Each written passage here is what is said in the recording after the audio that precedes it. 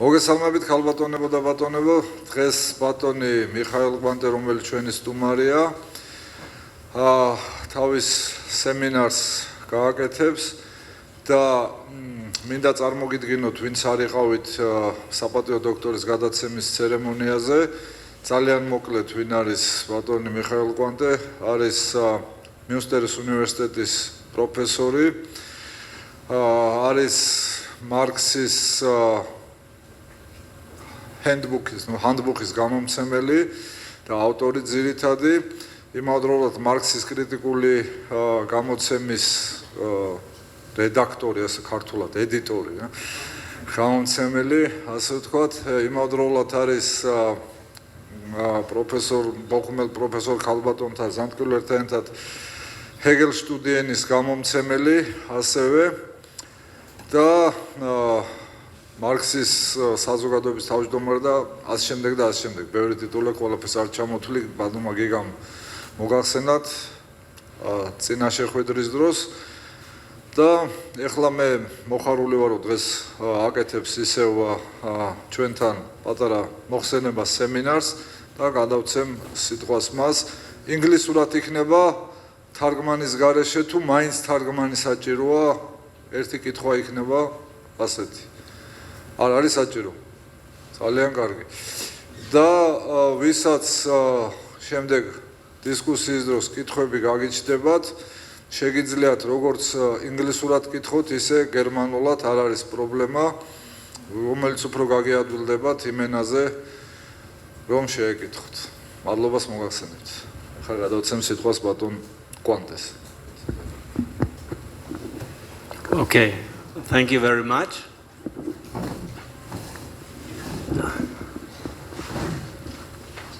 I think I go here to see you when I talk to you.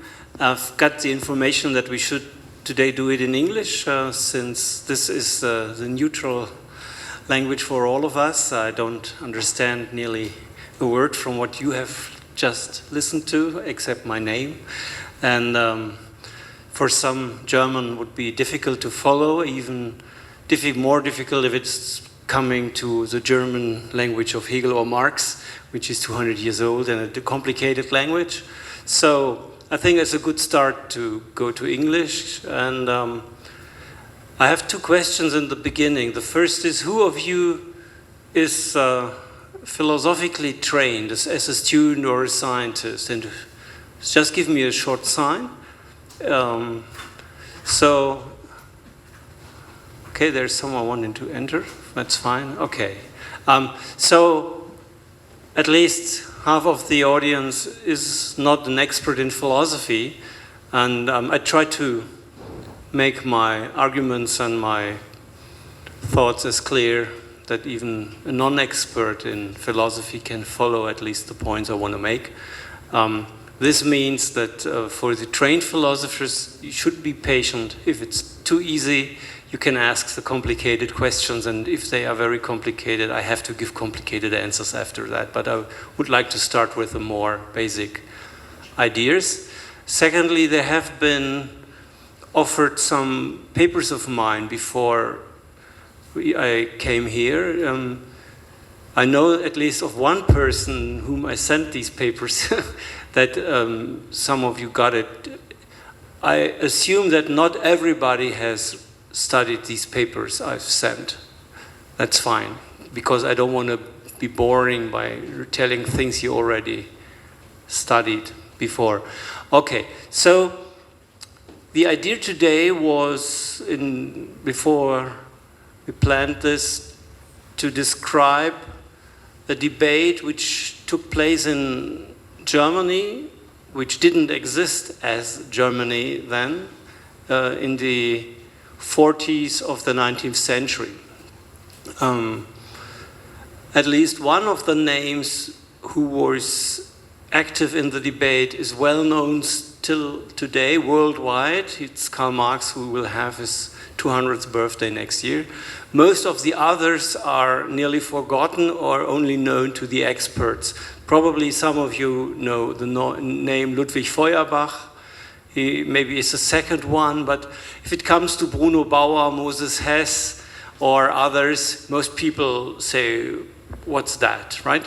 And I don't want to start talking about all these thinkers, but I think it's helpful to tell you what my team and I have done in Münster in a research project, which was part of the Excellence Cluster Religion and Politics. When I entered that, and it was in 2009, we had a project. The title was, I translate it freely, Dimensions of the Critique of Religion and the State in the Left Hegelians and in Marx. And the whole cluster is on religion and politics. And I said that philosophical critique of religion is an important aspect to understand the relation between religion and politics. Systematically, this means from a philosophical point of view, but also in terms of current debates in our societies. On Friday, I discussed how these debates should or should not run. And I didn't mention these old guys at all. And in the background, the idea is that in the overall Marxian thinking, he has some conceptions and some arguments and some premises which are problematic and cause trouble in his overall position. And these can only be understood if you see that Marx, during his whole lifetime as a thinker, used the basic thesis from Critique of Religion of the 1840s in all areas. In some sense, Marx transported the critique of religion into his critique of political economy and capitalism. And he transferred all these things the guys in these times discussed in terms of religion into the terms of critique of capitalism. Okay? And if you study Capital, you find passages there, and Marx says, here is a crucial point in my philosophical economic theory. To illustrate it, I cannot do anything else but referring back to religion and critique of religion. It happens several times, and it happens in this later book. Each time when he wants to give a model and an explanation of his deepest notions of reification, of capital's mysticism, of the relation of exchange value and use value, really the basic notions he's working with. And fetishism, for example. His main model of what fetishism of the commodity is still is the notion of fetishism he draws from the 1840s in his debates with Bruno Bauer and Feuerbach. And the basic idea is these are misprojections. The human beings have properties they have to realize in acting. They produce things by acting. The products do have features. These features are realizations of the features of the producer. They are the realization of the essence of the producer. But the producer cannot recognize his essence in the objects. So he makes an epistemological and a practical mistake by thinking that the object itself has these features. This means, this is basically Feuerbach. When we talk about God, philosophically enlightened, we would say we talk about ourselves, but we don't know. So it is a non-understood self-enlightenment debate. And Feuerbach wanted to say, let's transfer all the religious speak in an anthropological speak. Let's make clear that everything we discussed in relation to God is a non-understood debate about ourselves, our being in the world. And Marx follows him in this way. And he generalizes is by saying everything we project onto money or commodities basically are our essences as material beings in a material world who realize a living as social beings. This is the basic idea. And fetishism or mysticism is not to understand that it's you yourself whom you are dealing with when you are thinking that you are dealing with some relations between things and abstract powers as social powers. It is alienated human powers which we are struggling with, not the powers of things. This is the very, very crude and basic idea what Marx criticizes in capitalism, replacing human relations by relations between things. The German word is Verdinglichung, and the English translation is reification. And this is modeled on the level of critique of religion, which had been debated in the 1840s on the work of Hegel, who already started that, although people don't see that there's a critique of religion even in the young Hegel. In Feuerbach, who was a Hegel scholar, and Bruno Bauer, who also was a Hegel scholar, in Marx, who was a scholar, at least, of Bruno Bauer, and who was in Berlin when all these young Hegelians were sitting together and debating critique of religion. This is the one line. I was interested in how the critique of religion within the left Hegelian camp was conceptually formed in the earlier debate. If this is true, a lot of myths in the Marx literature are wrong. The myth that there is a sharp break between the young and the old Marx. The myth that the older Marx is not ethically value-laden anymore because the critique of religion was a normative discourse. So there is some consequences if you are right in doing it. So this is one side, okay? There is in my eyes, there is a transformation of philosophical conceptions which have been developed in the critique of religion in the left Hegelian movement in the 1840s, and Marx uses them even in his later so-called ripe critical thinking about economics. And I think as a scholar of Marx, this is the right way to enter into it. One consequence of doing it is you cannot understand one sentence in Marx if you don't know that he has been a Hegelian all the way down, but one of these left Hegelians who were in Hegel and out of Hegel at the same time, a very complicated story. But people who say there is no Hegel in Marx don't understand what in Marx you have to see. Maybe they read something like Engels, who never studied Hegel himself, or even less philosophically enlightened other Marxists later. But the real Marx, as Lukács already saw in the 20s of the last century, is based on a transformed way of Hegelian thinking. Now it comes to the second part. I said there are some problems.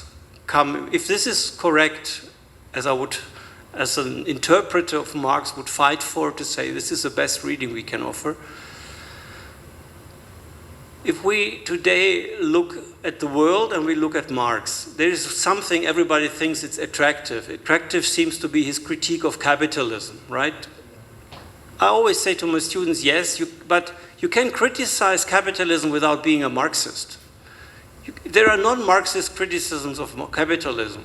In terms of economic models, there are better critiques of capitalism in terms of crisis than the one you find in Marx.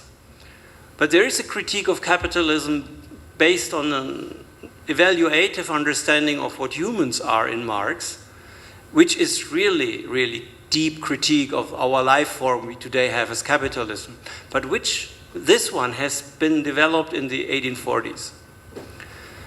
And there are some very, very irritating things in Marx himself. Marx was a sharp critique of the idea of human rights. Marx was a critique of the state. Marx was against law as an institution to order conflicts. And Marx thought that morality is not important but can be eliminated all the way. So this is the bad news, right? And if you are today criticizing your society on a normative level, it seems that Marx would have said, no, that cannot be the way. And this is complicated. One more thing is that he is always making very strong claims. He's not claiming that some forms of the state are useless or dangerous, or that some kinds of types of morality are useless or ideology, or that law, if it is combined with the neoliberal thinking, is a dangerous thing. He's always making the sharp claim that these things in total are alienations, have to be overcome. And if you think that way, you have to ask, what would be a non-alienated organization of human life? And basically, it is an idea he took over from Feuerbach. It is a directly communicative relation of love, of I and you, not mediated by any institutions, because institutionalized interactions always have some aspect of alienation in it. They are indirect interpersonal relations. And Marx saw that this can be a danger if the social setting goes away, that reification happens in these indirect, institutionalized interactions. You all know, right? You are studying philosophy or something else with your professor, and this means you are at least in two relations, the student-professor professional relation, and if you have luck, you also have at least a little bit of a personal relationship also. And they are very different in their grammar. If it comes to an exam for the professor, the problem is not to cross over the professional role and the personal role. Even before you to criticize a paper, you have to be very careful. And you as a student also have to be very careful to see the roles and to understand in which roles, which behavior and which expectations are apt, right? Marx was of the, really I think he thought that having to organize your own life in these social roles without bringing them to a deeper unity in your personality is alienation.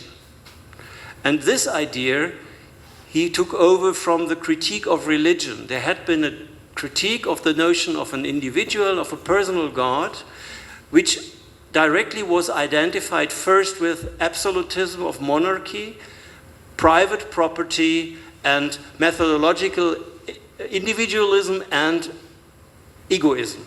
So this conception of an individual realizing itself in different social roles was taken as the prime ideology of the market, of the private owner, and he's in law relations, he's not interested in other human beings anymore. And if you have it this radical, the question is, what would be a non-alienated relation? Short sidestep back to Hegel. In Hegel, you see that he has identified all these different social roles and the different ethical grammars, but he puts them into different fields. This direct relationship is part of the child-parent relationship, is a family relationship. And Hegel is very clear that this grammar, this normative grammar, should not be put into the market and not into the state, because the rules and the principles and the values there are paternalistic in some sense, and they have the danger to threaten individual freedom.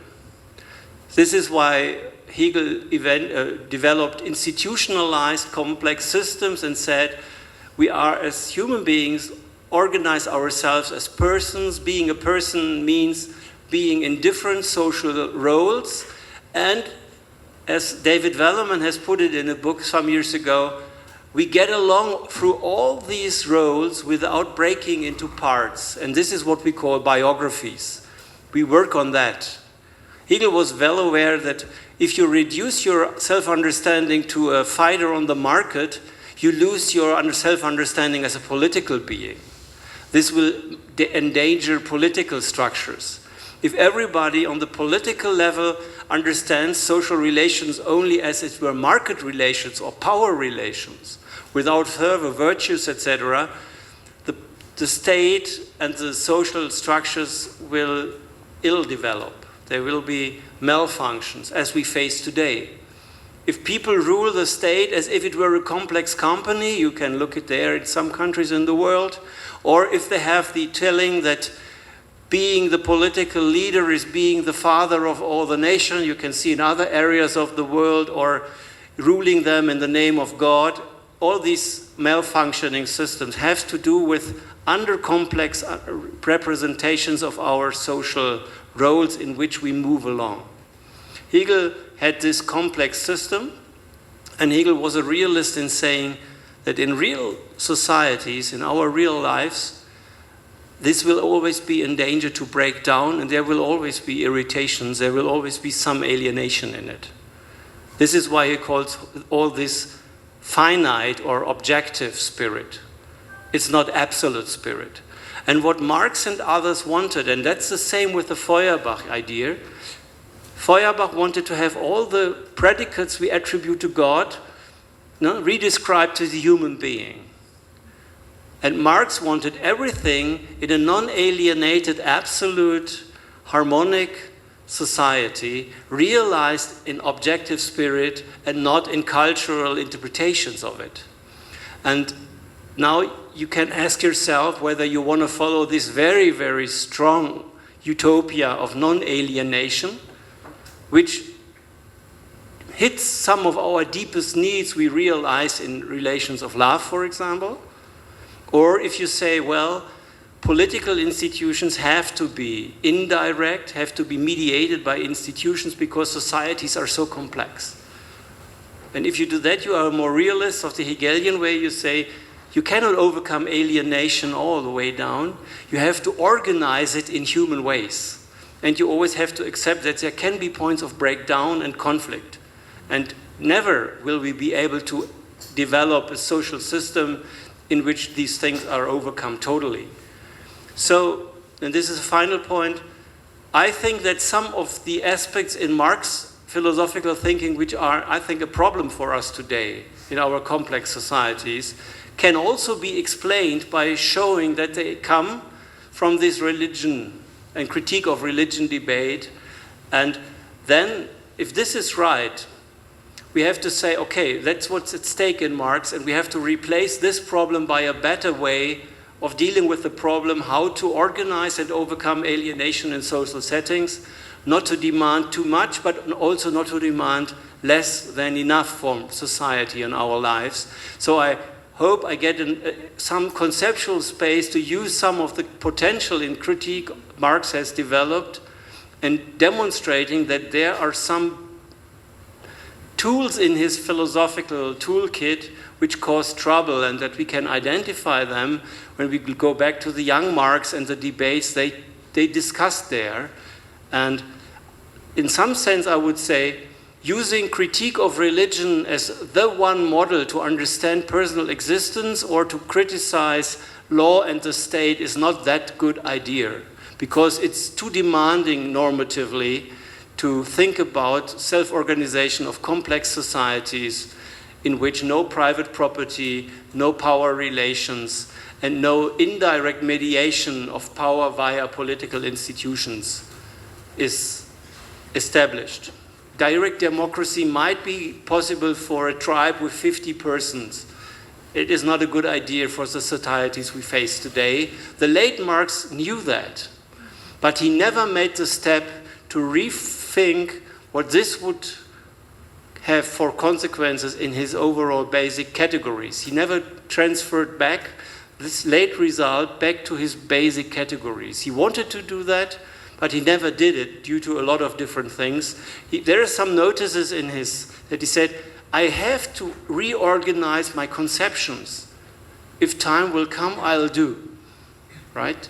Time never came, and we have to do. And this is why I think that the theme of critique of religion, how it works, is also very relevant if you want to say what could be a critical social theory today facing all the problems, using Marxian theorems, but also be aware that there is something deeply problematic in this way of dealing with social reality. Okay, so much from the background, and now I think the floor is open for all kind of questions.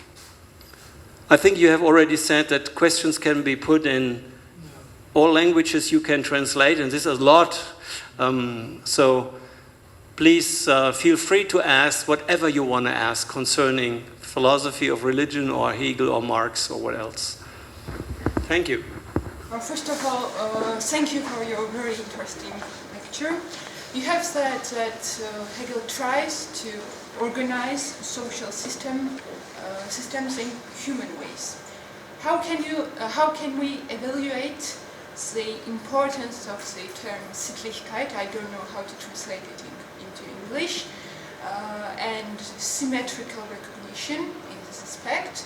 And how can we evaluate the importance of Hegelian philosophy of right in this context for nowadays? Okay, thank you. Someone needs a translation or everybody can follow it in English, it's fine? Okay. Well, the English translation for Sittlichkeit I think is something like ethical life. And there's a problem with this translation also, but yes. As you know, Sittlichkeit has two opponents, private law and morality. And within Sittlichkeit you have all these spheres from family, market, state. It's a complex thing. And in the philosophy of right, Hegel is organizing everything by using the notion of the will. He's not using the principle of recognition anymore, right? But if you analyze the concept of the will, recognition is the way the will is organized in itself. So I don't think that the principle is restricted to the younger Hegel up to the phenomenal spirit and then it's vanishing. But Hegel thought it is better to organize the complexity by the will and not by recognition, because the will can also be an institution. Recognition is moving within institutions. But the reality of an institution like a university is not the building and not the books, but the people playing social games according to the rules who are defined by university or something else. And this is what we in Germany call Geltung. Okay. The normative ideal of recognition is symmetrical. And if you would take this only, you also would get an overburdening idea of ethical standard. There is no symmetry between a baby and a mother in recognition, but there is recognition there. Okay? Another example. If you go with your broken car somewhere where there's an expert, and the expert tells you something, it's asymmetry due to information, right? We have to organize asymmetries of recognition according to some basic rules. And we cannot have it directly in all relations, direct relation of symmetry. This is what basic democracy, for example, wanted to establish, that there are no institutionally organized asymmetries. There have to be rules how to enter into the asymmetries and so on, I think. And in some sense Hegel wanted to do that, and there are some, may I say that here? So there are some flaws, I think, in the way he organizes the element of right. I think we should bypass his argument that you need a monarch. We should have a different solution to that problem. He also had no solution, and maybe this is a deep philosophical insight, how to control markets. Hegel has seen that if people move on the market, they learn social roles which destroy other normative systems they also learn. You stop being a solidaric being by being a kind of law and order market person. You reframe everything in the world. You don't understand political power, you buy it, right? You don't laugh, you buy. And this destroys things. And Hegel has seen that there is this tendencies in modern societies, and he's talking about societies of 1820. He already saw there is a problem, but he says philosophically, conceptually, I can only say we have to control it normatively. And Marx said, no control possible here, right? And he said, we don't need to control it, we have to abandon the market totally. We have to abandon all these mediations. This is the utopian point. The critical point that there is something wrong in the solution in Hegel is well established, but the price for his solution is too high, I think. Because for Marx, everything which is not symmetrical recognition is alienation. And I think our social life isn't that way. We have epistemological divisions of labor, we have other kinds of division of labor. But you can, maybe, that's my idea, you can use some of the sharper forms of critique of the market you find in Marx, some of his critical social ontology you find in Capital, and use that within a broadly Hegelian conception of the will, so that you bring them together. And if you ask myself, in the end I would develop an overall theory of human existence in which alienation is an essential part and can be organized but not totally overcome. And we shouldn't strive at normative systems which try to overcome it totally. But we have to go to live with it in a human way. And for that, I think Hegel's conception of the will is the best offer we have until today. But there are some things I would like to repair, and some things I think in Marx can help us to go a step further there. But that's my own project, and maybe when I'm here in 5 years I can tell more about that part of my philosophical work. Thank you. One question about one sentence from the young Marx script introduction, critics of Hegelian philosophy of law. The critics of religion is the basic of all critique. Can maybe your interpretation of this sentence, and is possible to speak about a continuity of this idea completely to Marx, late Marx also? Yes, I think it's from 1844, and this is from the Deutsch-Französische Jahrbücher. In that part, Marx was already totally engaged in the critique of religion debate between Bruno Bauer, Feuerbach, and others. And he wanted to have a democratic liberal society fighting against depression, autocracy and monarchy, etc. And they were justified on religious basis. And they were all fans of the Feuerbach emancipation idea. It was a kind of anthropology first, if you want, right? And even when he wrote that, he started to deal with economic structures. It was Moses Hess who addressed him that way, and Friedrich Engels also, who didn't come from the critique of religion or the Hegelian camp. They had other ways into philosophy or so critical social theory, let's put it that way. And then Marx started to analyze economic relations. He didn't analyze them empirically as a sociologist who's going out there in the field. He studied the literature. And he used what he had learned, and this is his philosophical conceptual tools, and that were the Hegelian tools. And he had the Aristotelian, he has a lot of basics, but in some sense Hegel's philosophy is containing elements of all the form of theories in that. And all these guys thought that Hegel is the last word in philosophy. Whatever will come later isn't philosophy anymore, right? And then he discovered, and Moses Hess was an important author for Marx, that what Feuerbach discussed was not the root of the problem, but a symptom of the real problem.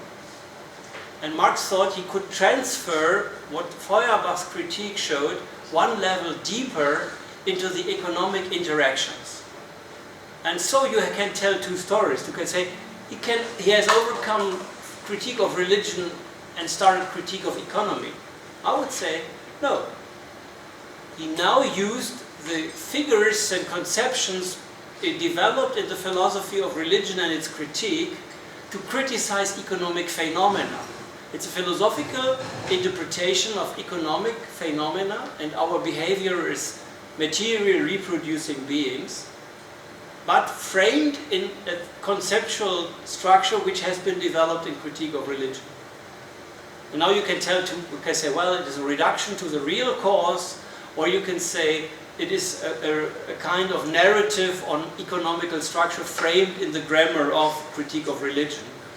I think only if you see that move, and that it's not something totally different, but it's only a transferring of conceptual from one area into the other area, that you get a way into the organizing principles of Hegel, of Marx's critique of capitalism. Critique of the book Capital is a book of philosophy. It's not economy, not sociology, it's a philosophical theory. And this would be my way to demonstrate, one of the ways there are others. Does that help? Yeah. Okay, thank you. I have a question, but it's not directly concerning about Hegel or Marx. I think it's a question about if we say that it's alienation, maybe it's a kind of discussion that was already discussed in the ancient philosophy, like if we say that the Platonic understanding of human being is already alienated from the very beginning when we are born, and maybe it's our characteristic to be alienated already, and it's our essential characteristic that cannot be overcome. Yeah. I'm not an expert in Plato, but Plato would say essentially you are not a human being, but you are a soul. Yeah. And being a human being is somehow an alienated version. While I would say the soul talk is alienation. So the metaphysical premises of Plato's diagnostics are open to critique. And there I would use the Feuerbach-Marx line, I would say, talking about a non-corporeal soul is an expression that in our real life we cannot realize what our essence really is. It's a kind of back projection. But now we have two incompatible stories. If you are a believer that you are basically, your essence, we are not an embodied human being of a biological species, but a non-temporal abstract soul thing, and you can make it intelligible, I cannot say yes, all this here is alienation. Schopenhauer, for example, the pessimist in the 19th century, and even more complicated philosophers totally forgotten, have put that, and in Buddhism you find it, right? You can do that, fine. And now my question is, if you have this basic metaphysics in mind, would you fight climate change?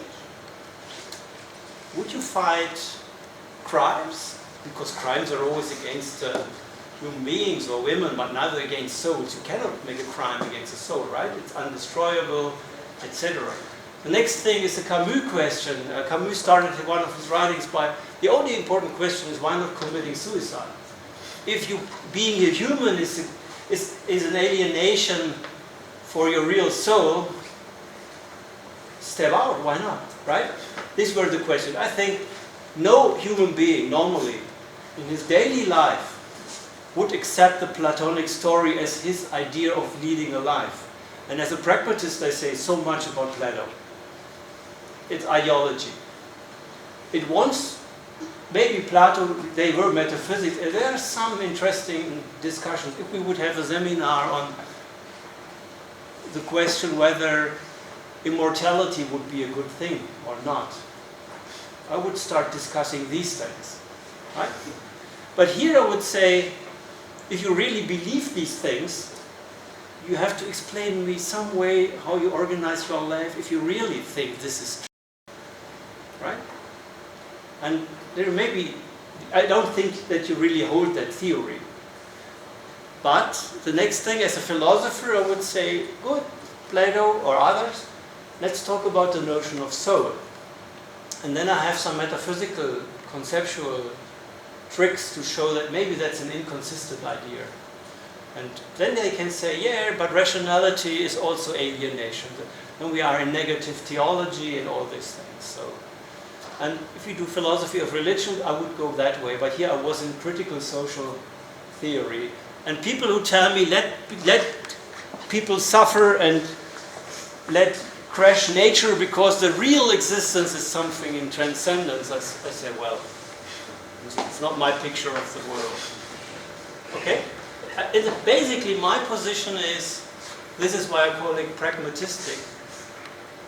Which metaphysical description you choose is a practical decision, not a theoretical one. And this is why I asked you, or everybody, if you choose a metaphysical position, ask yourself how you could make a living out of that. And if you can't, it's a just so story for Sundays, not for the Monday working day. And I want to have a philosophy for the Monday working day. Can we really say or think that Marxist or neo-Marxist vocabulary even is still relevant today to construct a new social critical theory of our existence, to speak about alienation, reification, these huge concepts, when today we're living in slightly different reality, when on the one hand there is a debate, very mainstream debate to the level of World Bank, that neoliberal philosophy or social organization, economic organization is in deep crisis or even collapsing, and yet concepts such as competition, market, are essentially hegemonic, naturalized concepts. We do not even perceive them as concepts. We think they are a natural way of organizing human existence. But we see the left somehow not able to respond to these changing conditions and construct new political, even if you like, discourse. So maybe we need slightly modified concept. Maybe we need to look at, I don't know, Gramsci, for example, hegemony, or even further down. What is the reason of left's melancholy and passivity in today's day and age? I don't share that melancholy myself. I'm doing research on a lot of different topics. And I always say to my students and to everybody else, there are a lot of philosophies you can study to better understand the world and yourself. But there is not a single one you need to study to do that. So if you say if we both agree that we want to criticize things and we want to have a critical social theory to improve our world, or at least stopping it making worse and worse, and we agree on that, I'm not very melancholic whether we need Marx or anything else. Let's do that, fine. And if we do a theory on our own, it's fine. So the question while I'm doing research on Marx, and the question what I think I have to do to be a critical social theorist are two different questions. That's fine. I'm fascinated, and it's a biographical thing, by the Hegel-Marx relationship, and I really, in the end, I want to have a book to make at least clear to me how this has worked. Right? That's all. And if I don't need it for bioethics or something else, fine. So many books are written in philosophy on Plato, Aristotle, Plotinus, whatever, who we need as philosophers, but we don't need it as critical social philosophy. The next thing is, I always criticize people who think that the actuality of Marx lies in his critique of political economy on that level. I think that's a misreading. I think he has a critical philosophical anthropology, which is a critique of our life form very basically on the level you want to describe. On the level of economic categories, Marx's thinking is 150 years old, and the world has changed, and we have better technical tools. In terms of what he means by reification, alienation, it's a philosophical anthropological discourse which is not done in the sociological, political, or economic departments. It's a philosophical thing. And there, I think, the option Marx has offered together with Feuerbach is still a critical tool for the way we deal ourselves with in our societies. Right? That's my way. And the left always say this is a kind of bourgeois reading of Marx. Yeah, it is. But the others is reactionary, red, whatever you want there. Right? This is the wrong thing. They really believe in Marx as if it were God. And he discovered laws like the physics. This is naturalism. It's very, very crazy. They should learn Kant and others to get critical thinking again. They are criticizing, but not critical thinkers, I think, myself. I'm not in that camp. But in the end, if Marx is not helping us anymore, fine. I try to do something which helps. And I will do Marx research because it's intellectually an enterprise I have, but I wouldn't force anybody to do that too. As long as we agree that we need help. We need to fight. Yeah. There is some sense, for example, I think sometimes people ask Quante, what is your meta-philosophy? And I say, my meta-philosophy is a quote of Marx, Kritik im Handgelenk. It's on the place. Struggling from within, not from theory, abstract, from within. The daily conflict, making sense of it, this is a pragmatistic approach also. If Marx helps me to understand something, that's fine. If Hegel helps me to understand other things, that's fine. If Heidegger would, I would even read him. Very unlikely, I think, but no, it is. In terms of what meaning of death, for example, is, you can read very differently. You don't find a good existentialist theory in Marx. You have to go elsewhere, right? And a lot of our daily problems are not political, economic, but existential also. And so we agree on that. If someone tells you this is the only philosopher you are allowed to read, start quarreling. Whatever the candidate is. In Germany, it's Kant. Be very shy to say no, no. So maybe, but I'm also in a distance to the left, to the standard left thinkers of the party and of the non-party intellectual party. I don't understand, and Gramsci is a great philosopher. I really agree with that. Yeah, and there's some in Gramsci's philosophy of culture and the notion of hegemony which we should add To reification. To reification, as we should add something from Benjamin also, which would bring philosophy of religion back into the field again, right? Thank you. Yeah, okay.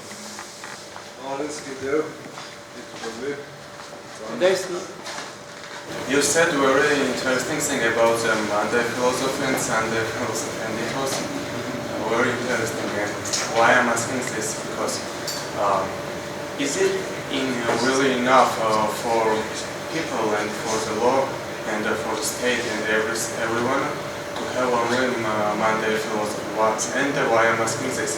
You said that with metaphysics you cannot fight crime. That's right. Of course we must fight crime and etc.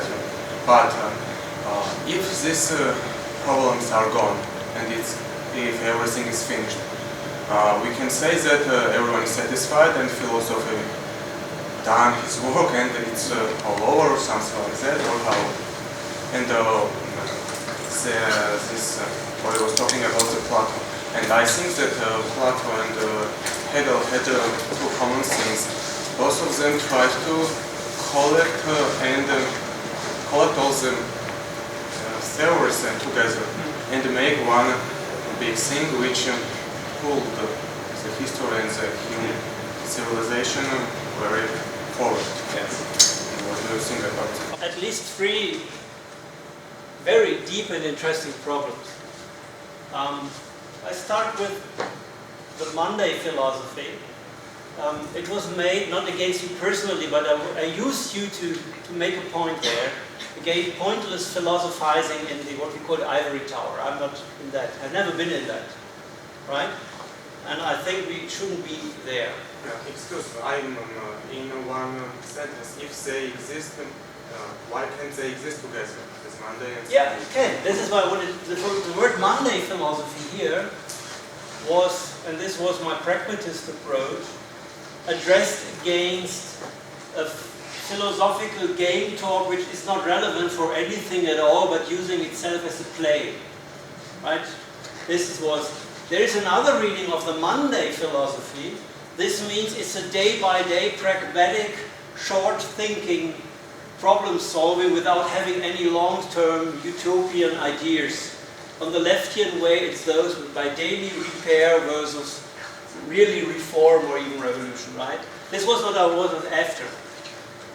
If you ask me whether I think that political or philosophical thinking should only be reduced to day-by-day individual problem solving, in this technical sense of pragmatic, I would say no. The engineers can do that. We have to do something else, that's right. So this is why we need more, and I agree with you on that part.